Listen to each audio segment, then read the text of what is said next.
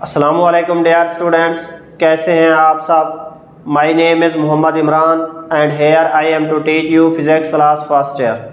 Dear students, हम first year physics का एक टॉपिक कर रहे थे, assessment of total uncertainty in final result, जो कि हम प्रीवियस लेक्चर में इसके 3 पॉइंट्स कर चुके हैं। जो लास्ट 2 पॉइंट्स हैं वो हम आज के इस टॉपिक में करेंगे।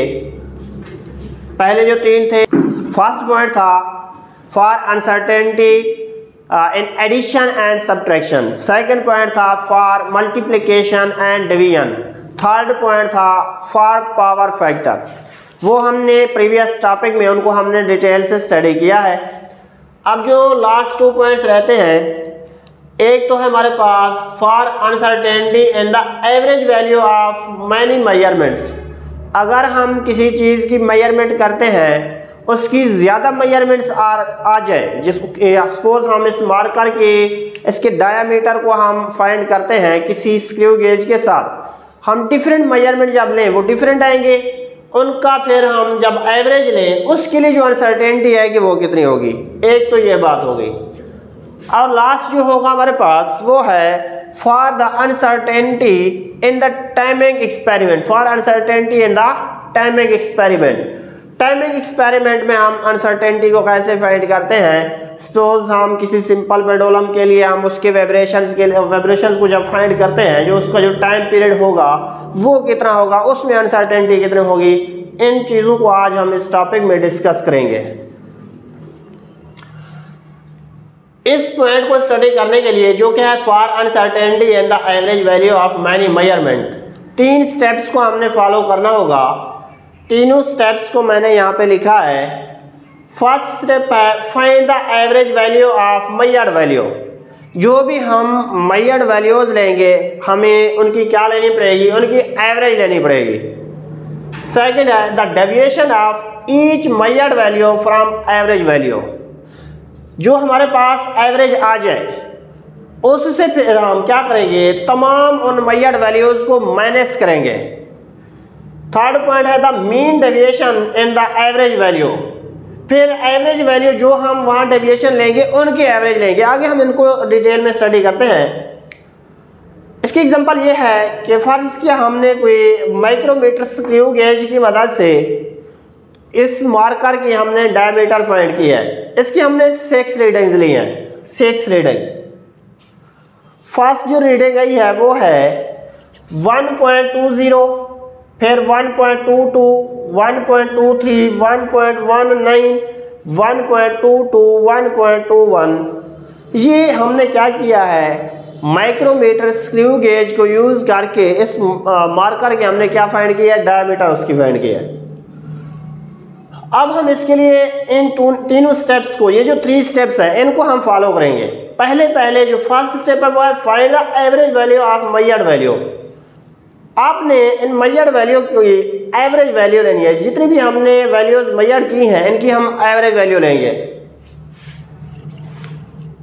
ये एवरेज का तरीका ये होता है, जो भी हमारे पास वैल्यूज हैं उनको ऐड करके उनकी तादाद से हम उसको डिवाइड कर देते हैं। 1.20 plus 1.22 plus 1.23 plus 1.19 plus 1.22 plus 1.21 over 6, क्योंकि ये 6 रीडिंग्स हैं। एवरेज जो वैल्यू हमारे पास आई है, एवरेज वैल्यू हमारे पास आई है 1.21 मिलीमीटर, क्योंकि जब हम इसकी एवरेज लेंगे इसका, तो ये हमारे पास इसका आंसर आएगा। सेकंड वर्ड है the deviation of each measured value from average value. आपने क्या करना है, 1.21 माइनस 1.20 वो आएगा 0.01। फिर आपने करना है 1.21 माइनस 1.22। अब यहाँ पे मैं अलामत नहीं लगा रहा, माइनस नहीं लिखूंगा, इसको आपने प्लस में लिखना है 0.01। फिर आपने करना है 1.21 माइनस 1.23, इसका आएगा 0.02। फिर आपने करना है 1.21 माइनस 1.19, ये भी आएगा 0.02। फिर आपने करना है 1.21 माइनस 1.22, ये आएगा 0.01। फिर आपने 1.21 माइनस 1.21 जब करेंगे तो उसका आएगा 0 आंसर, उसका आंसर आएगा 0। ये तो हो गया second step, the deviation of each measured value from average value, second step है ये। इसके बाद थर्ड स्टेप आपने लेना है the mean deviation in the average value. The mean deviation in the average value मतलब ये जो हमने ये लिया है डेविएशन, उसका हम क्या लेंगे, फिर एवरेज ले लेंगे। इनको आप क्या करेंगे, 0.01 plus 0.01 plus 0.02 plus 0.02 plus 0.01 plus 0 over 6, क्योंकि ये 6 वैल्यूज है। अब ये जब इसको आप इसका एवरेज ले लीजिएगा 0.01 मिलीमीटर, 0.01 मिलीमीटर। अब इसी एवरेज वैल्यू में आप क्या करेंगे, इसको प्लस माइनस में लिखेंगे, average value is equal to 1.21 plus minus 0.01 millimetre. इसको आप इस तरह से लिख सकते हैं।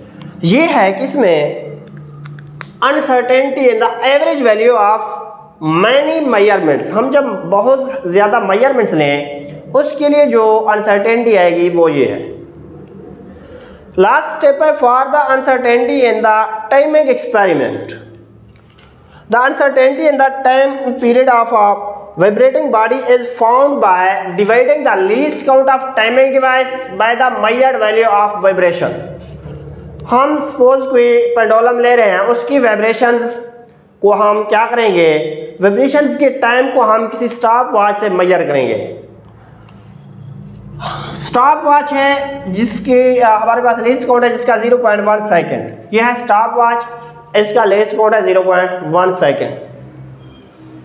टाइम फॉर 30 वाइब्रेशंस, सपोज उस पेंडुलम ने जब 30 वाइब्रेशंस कंप्लीट किए तो टाइम लगा 54.6 सेकेंड 30 वाइब्रेशंस के लिए। अगर हम एक वाइब्रेशन के लिए टाइम को फाइंड करें जो कि टाइम पीरियड होता है, उसके लिए हम इस टोटल टाइम को टोटल वाइब्रेशन पे डिवाइड करेंगे तो एक वाइब्रेशन का टाइम निकलेगा जिसको हम टाइम पीरियड कहते हैं। Time period is equal to, इसको आप क्या करें 54.6 ओवर 30 नंबर ऑफ वाइब्रेशन करेंगे तो ये आएगा 1.82 सेकेंड, 1.82 सेकेंड, ये है टाइम पीरियड।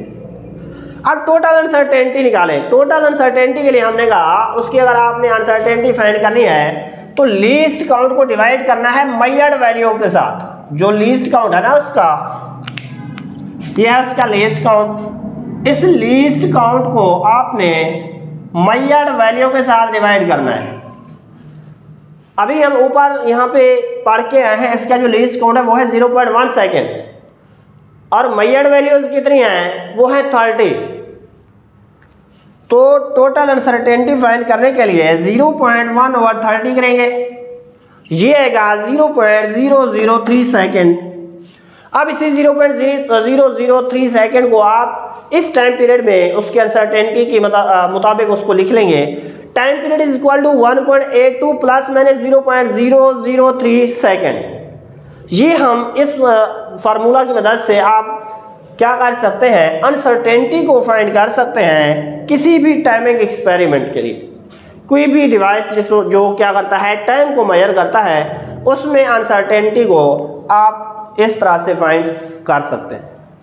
ये थे हमारे लास्ट 2 पॉइंट्स जिनको हमने आज डिस्कस किया है, और इससे पहले जो 3 पॉइंट्स हैं वो हम प्रीवियस लेक्चर में डिस्कस कर चुके हैं। आई होप सो कि आपको ये टॉपिक समझ आ गया होगा। थैंक यू, अल्लाह हाफिज़, टेक केयर।